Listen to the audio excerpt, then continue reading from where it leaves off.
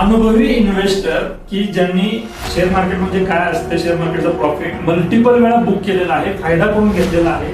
पण ह्या एंटायर प्रवासामध्ये एक मोठी मिसिंग लिंक होती ह्या पूर्ण जर्नीमध्ये. पोर्टफोलिओ बिल्ड व्हायला खूप उशीर झाला. माझा पोर्टफोलिओ कधी बिल्ड झालाच नाही. त्यानंतर मला असं वाटलं की स्टॉक पेक्षा म्युच्युअल फंड्स पण चांगले आहे. पण मला मग माझे जे इन्व्हेस्टेड होते अमाऊंट ती मला ऑलमोस्ट 2x वगैरे रिटर्न दिसत होते. चांगले रिटर्न मिळत होते, दिसत होते, तर मी ते विड्रॉ केले.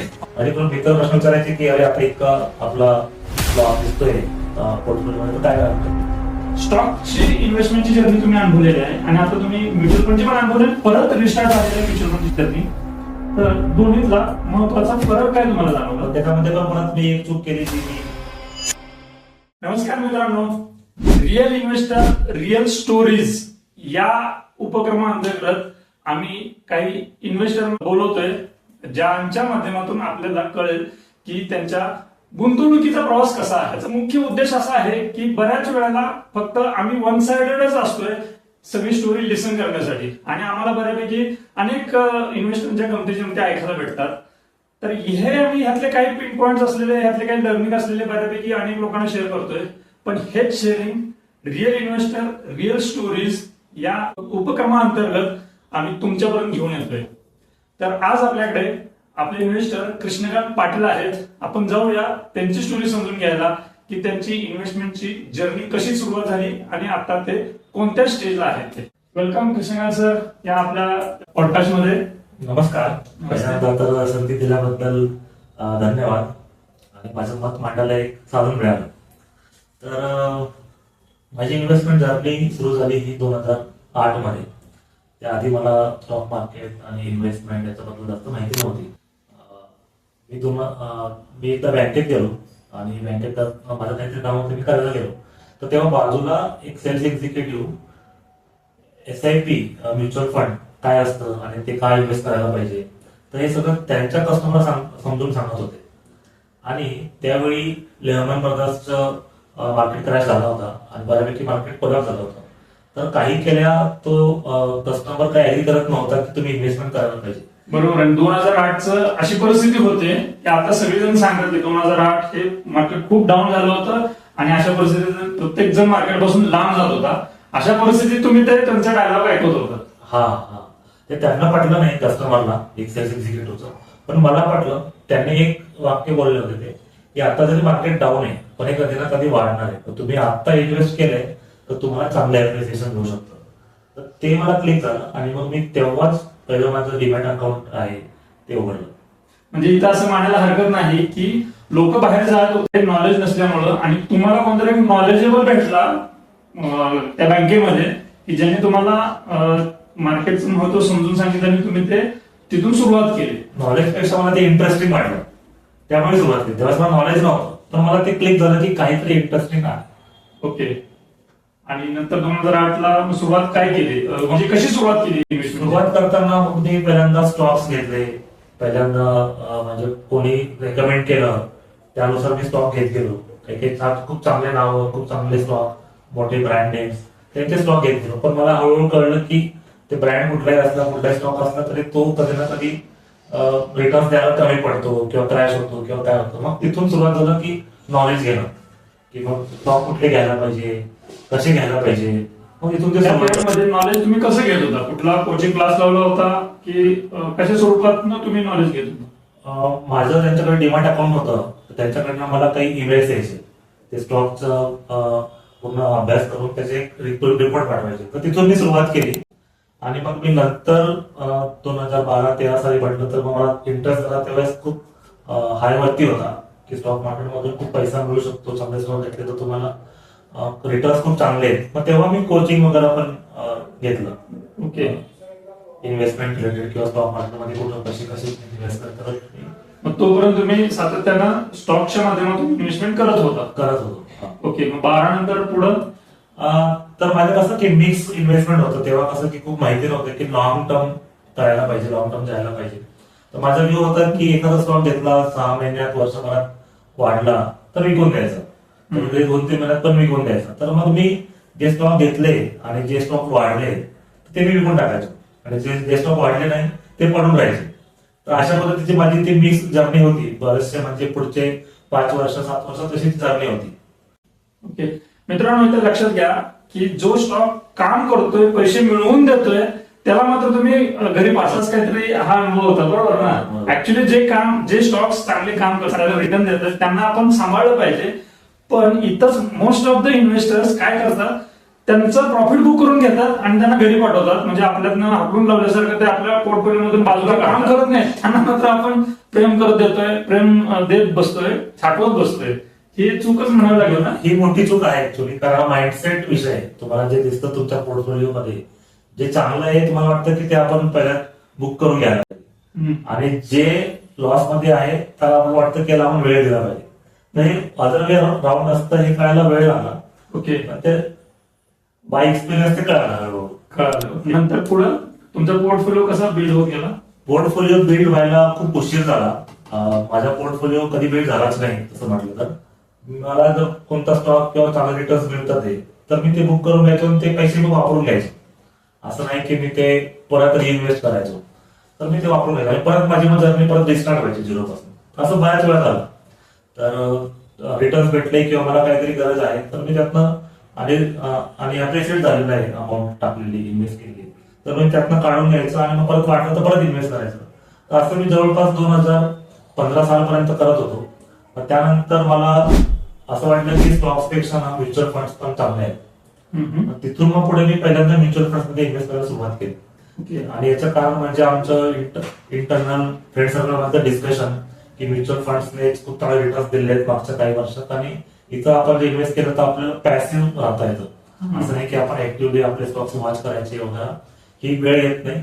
मग तेव्हा आम्ही SIP करून मग म्युच्युअल फंड मध्ये सुरुवात केली. मग तेव्हा माझा जसा काही अभ्यास होता आणि जसं माझं काही नॉलेज होतं स्टॉक मार्केट बद्दल, तर मी मुद्दाम आशियाई सेक्टर चूज केले म्युच्युअल फंड सिलेक्ट करताना, की जे आता चांगले रिटर्न्स देत नाहीये. का केलं? कारण मला माहितीये की मार्केट सायक्लिकच आहे. कुठलाही सेक्टर असेल तो आता परफॉर्म करत नाही तर तो पुढच्या सेक्टरमध्ये परफॉर्म करणार आहे. मग त्याच्यामुळे मग ऑफकोर्स तो आता इन्व्हेस्ट केलं पण लॉंग टर्म असेल तर आपल्याला रिटर्न देईल. आणि तसं झालं पण. फॉर एक्झाम्पल ऑटो सेक्टर मध्ये तेव्हा जास्त रेल नव्हती, जास्त बूम नव्हतं. तर मग ते 2018-19 नंतर आलं, तर मला मग माझी जे इन्व्हेस्टेड होती अमाऊंट ती मला ऑलमोस्ट 2x वगैरे रिटर्न दिसते 2018-19च्या काळात. ओके, त्यावेळेस तुमच्या लक्षात आलं की थोडं पॅसिव्हली आपण वेळ न देता आपल्यासाठी म्युच्युअल फंड मॅनेजर काम करतोय, तो चांगला रिटर्न म्हणून देतो, हे थोडंसं त्यावेळेस लक्षात आलं. पण नंतर परत सेम तसंच चांगले रिटर्न मिळत होते, दिसत होते, तर मी ते विड्रॉ केले. अरे बापरे, परत म्हणजे स्टॉकची हिस्ट्री परत म्युच्युअल फंड साठी रिपीट. ओके, म्युच्युअल फंड साठी रिपीट झाली. पण असं नाही की मी पूर्णच विड्रॉ केले, काही पार्शियली विड्रॉ केले, काही इन्व्हेस्टेड होतेच. मग त्यानंतर झालं करोना 2020, आपल्याला माहितीच आहे. मग त्यावेळेस तर जो पण काही स्टॉक्सचा पोर्टफोलिओ होता आणि जो पण काही म्युच्युअल फंडचा पोर्टफोलिओ होता तो म्हणजे कधीच नाही इतका मार खाऊ शकत, इतका मार खाल्ला होता. अगदी बरोबर. पण मी इतके दिवसापासून मार्केट बघत होतो आणि स्वतःचे पण अपडाऊन, असं नाही की मी सगळे स्टॉक्स प्रॉफिट मध्येच काढले, बऱ्याच वेळा लॉस पण सहन केला होता. मला ती सायकल माहिती होती. माझ्याकडून मित्र प्रश्न विचारायचे की अरे आता इतका आपला लॉस दिसतोय पोर्टफोलिओ मध्ये, तर काय करायला पाहिजे. तर मला क्लिअर होतं की काही करायला नाही पाहिजे. जसं आहे तसं आपण फक्त एक्झॅक्टली थोडा अवेअरनेस होता. मार्केट डाऊन झालं त्या पिरियड मध्ये तर तुम्ही घाबरलं नाही. बरोबर, घाबरलं नाही. मला माहिती होतं कारण हे वाढणार आहे. उलट जर अजून पैसा असेल तर इन्व्हेस्ट करायची वेळ आहे हे मला पक्का माहिती होतं, तर त्यामुळे मी घाबरलो नाही. म्हणजे तसं तुमचा इन्व्हेस्टमेंट जर्नी ऍक्च्युली 2008 सालचा आहे. म्हणजे 8 साली जन्म झालेला इन्व्हेस्टर जर्नी तुमचा 2020 साली कसं काय घाबरेल, तोपर्यंत मॅच्युअर झाला होता ना. तो मॅच्युअर झाला होता. कुठलाही स्टॉक असेल तर तो काय विकून देण्यात किंवा घाबरून त्याला सेल करण्यात काही पॉईंट क्लिअरली पाहिजे, लक्षात होतं. मग त्याचा नंतर फायदा घेतला का तुम्ही? त्यानंतर फायदा घेतला, कारण जसं पॅन्डेमिक जसं संपलं तसं त्यानंतर खूप चांगली रॅली मिळाली 2-3 वर्षात. मिड कॅप आणि स्मॉल कॅप जे मी ट्रॅक करत होतो इंडेक्स पॉईंट ऑफ व्ह्यू जर म्हटलं तर त्यांनी तेव्हा खूप मोठा चांगला ब्रेकआउट दिला आणि खूप दिवस टिकला तो ब्रेकआउट. ओके, पण त्याच्यामध्ये पण परत मी एक चूक केली जी मी हॅबिच्युअल होतो, की मार्केट 2x 3x पर्यंत गेला. मला जेव्हा दिसलं की 2x म्हणजे खूप चांगला रिटर्न आहे, 2022च्या आसपास मी परत त्यातनं काही पार्शल विड्रॉल केले. ओके, परत विड्रॉल घेतले. ओके. मग ऍक्च्युअली हा जो पॉईंट होता 2022 वगैरे, तो हा पॉईंट होता की टर्निंग पॉईंट, जेव्हा मला अजून काही गोष्टी ज्या माहित नव्हत्या त्या मला कळाल्या because of adviser, because of you mainly. कारण त्यावेळेपर्यंत असं होतं की मार्केट हे शेवटी सायक्लिक आहे, व्होलाटाईल आहे, ते लॉंग टर्म इन्व्हेस्टमेंट असायला पाहिजे, आपण लॉंग टर्म इन्व्हेस्टेड असायला पाहिजे. आणि लॉंग टर्म इन्व्हेस्टमेंट नंतर मग एक अशी वेळ होती की आपला पैसा आपल्यासाठी काम करतो. बरोबर. तिथपर्यंत विचार नव्हता केलेला. हे शॉर्ट टर्मच होता की 1-2 वर्ष 3 वर्ष चांगला स्टॉक वाढला तर तो कॅश आउट करून घ्यायचा वगैरे, हेच विचार होते. तर ते 2022 नंतर पहिल्यांदा असं कळलं की आपण फायनान्शियल फ्रीडमच्या डायरेक्शनला जायचं असेल तर एक लॉंग टर्म आणि कन्सिस्टंट इन्व्हेस्टमेंट पाहिजे. आणि मग एका पर्टिक्युलर पॉइंटला SWP पिक्चर मध्ये येते, आणि ती अशी पिक्चर मध्ये येते की ती तुमची ऍक्च्युअली वेल्थ वाढवते. तुम्हाला पे आउट तर करतेच पण वेल्थ वाढवते. तर ही कन्सेप्ट तोपर्यंत नव्हती कळली. ओके. मग ती कन्सेप्ट कळाली बिकॉज ऑफ ऍडवायझर. ओके. कोण होते त्या ऍडवायझर? ते भुजंगराव होते. मजेची गोष्ट आहे बघा की एक अनुभवी इन्व्हेस्टर की ज्यांनी शेअर मार्केट म्हणजे काय असतं, शेअर मार्केटचा प्रॉफिट मल्टिपल वेळा बुक केलेला आहे, फायदा करून घेतलेला आहे. पण ह्या एंटायर प्रवासामध्ये एक मोठी मिसिंग लिंक होती ह्या पूर्ण जर्नीमध्ये, ती म्हणजे पैसा मोठा बनवायचा असेल तर हा लॉंग टर्मचा प्रवास केला पाहिजे. एक उदाहरण देतो, जर 1,000ची SIP आपण 40 वर्ष जर ठेवली तर इन्व्हेस्टेड अमाऊंट आपल्या खिशातील 3-3.5 लाख रुपये राहते, आणि प्रॉफिट जर पाहिला तर जवळपास 56 लाख रुपयांपर्यंत होतो. मग 3 लाखाचे 56 लाखाचा जो जर्नी आहे तो लॉंग टर्मचा जर्नी आहे. हे गणित समजायला खऱ्या अर्थानं कृष्णकांत सरांच्या आयुष्यामध्ये एक ऍडवायझरच्या माध्यमातून हा लॉंग टर्मचा कन्सेप्ट कळला. आणि त्याच वेळेस मला वाटतं कदाचित SWPचा डिटेलमध्ये आपलं डिस्कशन झाल्यानंतर ते लक्षात आलं की SWP काय आहे ते. बरोबर. कारण मी ऍडॉप विड्रॉल करत होतो. ऍडॉप विड्रॉलने 2 गोष्टी होतात. एक तर टेम्पररी तुमची काहीतरी गरज आहे ती भागते, पण वेल्थ क्रिएशनला एक मोठा फटका बसतो, तो तेव्हा दिसत नाही. तो नंतर दिसेल कदाचित, म्हणजे नंतर रिअलाइज होईल. पण असं ऍडॉप विड्रॉल पेक्षा जर SWP जर असली in place, that is a system, ती सिस्टीम जर इन प्लेस असते तेव्हा तुम्हाला एवढा अश्युरिटी राहते की तुमचा जो कॉर्पस बिल्ड होतोय तो इम्पॅक्ट नाही होत. एक्झॅक्टली. SWPची ती खासियत आहे की जी यांनी समजून घेतल्यानंतर मग कॉन्फिडन्स वाढला की बाबा येस, आपली जी वेल्थ क्रिएटेड आहे ती युटिलाइज जरी झाली तरी जी वेल्थ बनलेली आहे त्याला धक्का लागत नाही. बरोबर. आता तुमचं फायनान्शियल डिसिजन्स कसे आहेत, तुम्हाला इथून पुढचा जर्नी तुमचा कसा आहे, म्हणजे तुम्हाला काय वाटतं? असं इथून पुढचा जर्नी खूप सिम्पल आणि स्ट्रेट फॉरवर्ड आहे. आता खूप अग्रेसिव्ह स्टॉक्स मध्ये जाणं किंवा कुठेतरी अग्रेसिव्ह इन्व्हेस्टमेंट करणं हे असं नाही आहे. एक सिस्टमॅटिक, एक ठरलेल्या प्लॅननुसार आणि कन्सिस्टंटली आता इन्व्हेस्टमेंट चालू आहे. आता मग त्या इन्व्हेस्टमेंटच्या एंडला काय आहे, एंड गोल काय आहे, तर त्याच्यानुसार ते चालू आहे. म्हणजे मला कुठल्या वर्षी रिटायर व्हायचे, किती इन्व्हेस्ट करायचे, किती कॉर्पस तयार करायचे की मी फायनान्शियली फ्री होऊ शकेल, मग कुठल्या पॉइंटला मग SWP असली पाहिजे की मग ती आपल्याला पे आउट करेल आणि आपल्या काहीतरी डेली नीड्स, मंथली नीड्सला ते सपोर्ट करेल. तर हे सगळं आता इन प्लेस आहे. आणि मग याच्यामुळे मग ते म्हणजे ऑफकोर्स काही ना काही इन्सिडेंट होत राहतील, मार्केट क्रॅश होत राहील, परत काही ना काही होईल आणि मार्केट परत वाढत राहील. तर या गोष्टींचा विचार न करता फक्त हे जर एक कॅल्क्युलेशन सेटअप असला, तो आता माझा आहे, तर त्यानुसार मग त्याचं रेग्युलर ती जर्नी चालू आहे. ओके. म्हणजे तुम्हाला तो कॉन्फिडन्स आहे आणि तुमच्याकडे ते आकडे फिक्स माहित आहे, गोल बेस्ड आहे. बघा, गोल बेस्ड असल्यामुळं ह्यांचं फायनान्शियल फ्युचरची क्लॅरिटी आहे की आपण किती इन्व्हेस्टमेंट केली पाहिजे आणि कुठल्या वेळेस ते उपयोगाला येणार आहेत ते. बरोबर. इथे एक इंटरेस्टिंग प्रश्न मला विचारायचा वाटतो, तो म्हणजे स्टॉकची इन्व्हेस्टमेंटची जर्नी तुम्ही अनुभवलेली आहे आणि आता तुम्ही म्युच्युअल फंडची पण अनुभवले, परत रिस्टार्ट झालेली आहे म्युच्युअल फंडची जर्नी. तर दोन्हीतला महत्वाचा फरक काय तुम्हाला जाणवला? एक इंटरेस्टिंग प्रश्न आहे. एक ठराविक वेळ होता तेव्हापर्यंत मला असं वाटायचं की जर का मी हे रिटर्न्स मी स्वतः घेऊ शकतो, तर मी हे म्युच्युअल फंड मॅनेजरला का देऊ? ओके. म्युच्युअल फंड मॅनेजर मला 15 ते 18% रिटर्न्स देणार आहे, तर ते रिटर्न्स तर मी स्टॉक मध्ये इन्व्हेस्ट करून घेतो ना, मग मी त्याला ते पैसे मी त्याला काय द्यायचे? उलट मी जर ऍक्टिव्हली काम केलं माझ्या पैशांमध्ये तर मी थोडे जास्त रिटर्न पण मिळवू शकतो. खूप वेळेपर्यंत मला हा समज होता, म्हणजे पण मला ते वाटतं की तो ओव्हर स्मार्टनेस होता. ओके.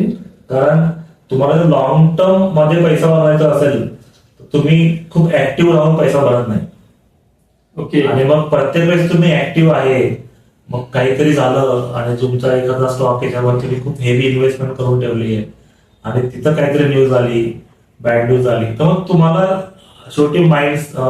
छोटी सायकोलॉजी आहे आणि मग दर दिवशी आपला माइंडसेट किंवा ते विचार बदलत असतात लुकिंग ऍट अवर पोर्टफोलिओ. पण ते नाही व्हायचं, होऊ द्यायचं असेल तर मग बेस्ट इज की you give your money to advisor to invest in a proper place. Okay.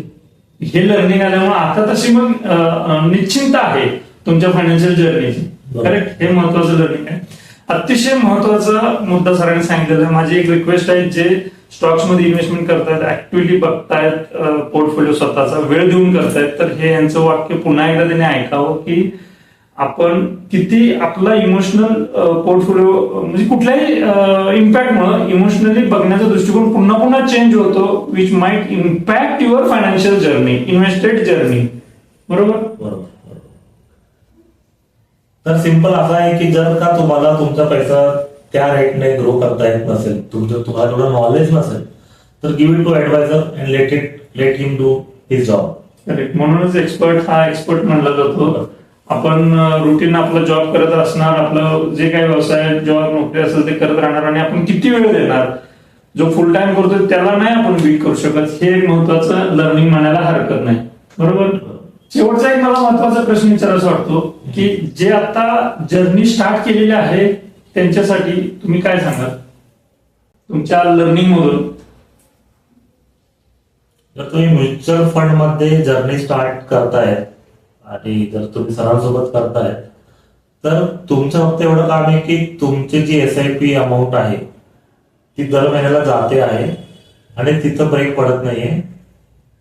जर का ती इन्क्रीज करायचा स्कोप आला तर ती इन्क्रीज करतात आहे आणि कुठल्याही मार्केट सिच्युएशनला पॅनिक न होता, डाऊटफुल न होता इन्व्हेस्ट राहणं, एवढं जर केलं तर सफिशियंट आहे. तर त्याच्या पलीकडे काही करायचंच नाही तुम्हाला.